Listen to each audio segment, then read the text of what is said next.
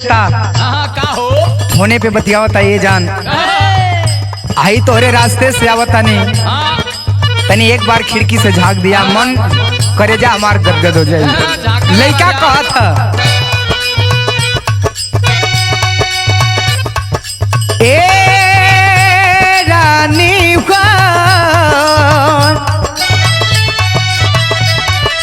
ए हमार सुगिया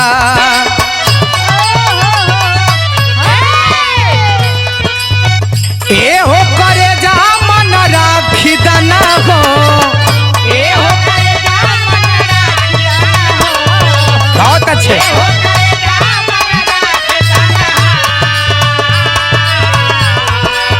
ए हो करे जा मन राखिया ए हो करे जा मन राखी दना हो तनी खिड़की से एक बेरी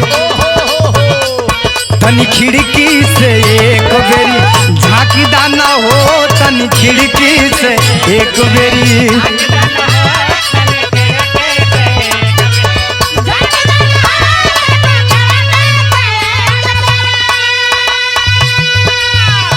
बारे गुरुजी अपने गुरुजी दिनेश गुरुजी को मैं दिल से सैल्यूट करता हूँ। कितनी सुंदर लाइन लिखते हैं, कवि जी की कलम लिखती है। कौना खातिर आंदोलन भइल है,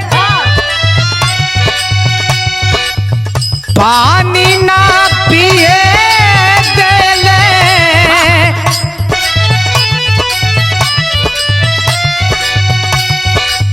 पानी ना पिए देले कुआं ना के हो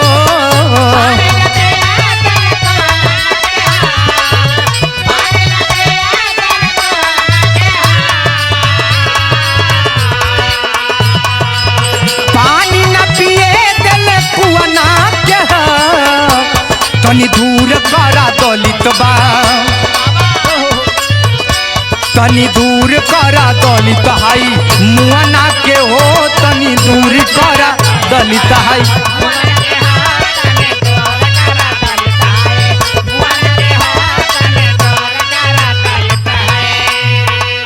आंदोलन बाबा साहब आंदोलन करते हैं।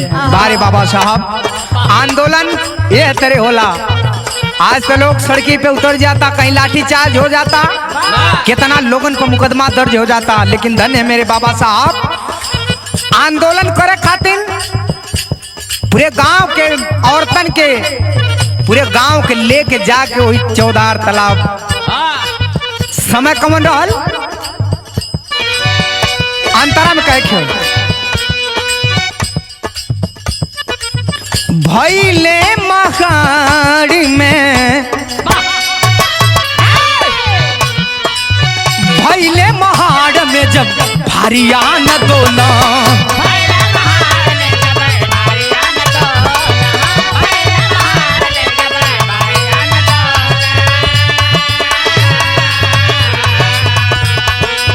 पियले तला बाबा के पियले तला बाबा के पनिया दलित जान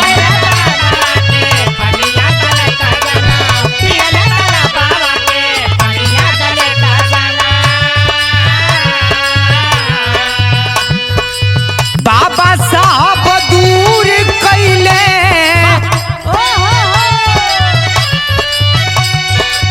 बाबा साहब दूर कैले छुआना के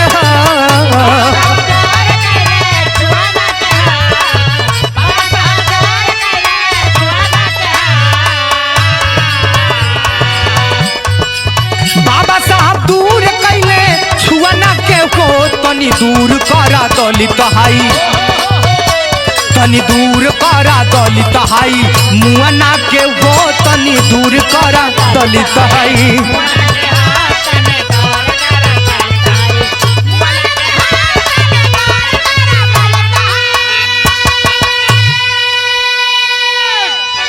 महाड़ तालाब 14 में बाबा साहब पहली बार आंदोलन करते हैं।